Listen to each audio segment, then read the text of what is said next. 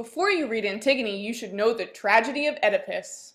The city of Thebes was ruled by King Laius and Queen Jocasta, and they had a baby boy. King Laius went to the oracle to find out his baby's future, and the oracle said, "Your baby will kill his father and marry his mother." So the king and queen did what any parents would do. They left their baby on a mountain to die, and they nailed his feet together so he couldn't crawl to safety. But luckily, a shepherd found the baby, and the shepherd brought him to Corinth, a different city. The king and queen of Corinth wanted a baby and were so excited. They named the baby Oedipus, which means swollen foot because his feet had been nailed together. Oedipus grew up to be handsome, smart, and strong.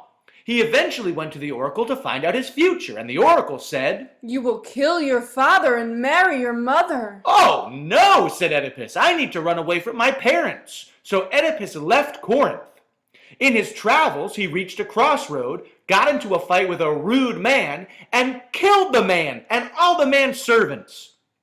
He then reached the city of Thebes, but the city was being held hostage by a sphinx. The sphinx would free the city if someone solved its riddle, but if they got the riddle wrong, they died.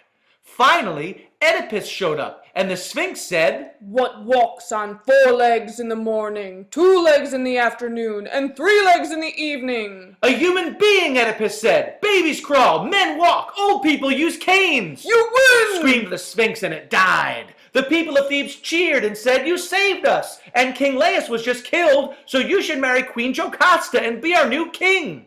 So Oedipus and Queen Jocasta married and had twin sons, Oedicles and Polynices, and 2 daughters, Antigone and Ismene. And everything was great for many years, until a plague came to Thebes and people started to die. Oedipus said, "I must save my kingdom," and he asked the blind prophet Tiresias what to do. "You need to find King Laius' murderer and banish him from Thebes." "Okay, tell me who it was." "You're not going to like this. It was you. You killed Laius. You lie." "No, I don't. And tonight you'll find out your children are also your siblings." "Get out of here, Tiresias, you liar." "Jocasta, that prophet said some messed up things about me." "Don't believe prophets. The oracle once told my old husband, King Laius, that our child would kill him and marry me, so we let that baby die on a mountain.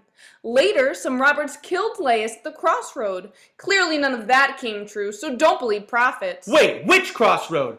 How soon did that happen before I showed up? I might have killed King Laius." Then a messenger showed up. "I have some bad news. The king of Corinth is dead." "Yes," said Oedipus, "that means I didn't kill my dad." "Wait, the king of Corinth wasn't your dad? You're adopted." "What?" "Yeah, I used to be a shepherd. I gave you to the king and queen of Corinth when you were a baby with a nail between your feet." But that means that you're my mom!" "Oh, that's gross! And the prophecy was true!" With this revelation, Queen Jocasta ran inside and hung herself, and Oedipus poked out both of his eyes. Then he banished himself from Thebes, but at least the plague was gone. So who ruled Thebes? His eldest son, of course. But his sons were twins! So Oedicles and Polynices made a deal. They would take turns being king. Oedicles would rule first, and after a year, it would be Polynices' turn. So after a year, Polynices came back to Thebes and said, "Okay, bro, it's my turn." But Oedicles said, "Nah, I think I'll stay king."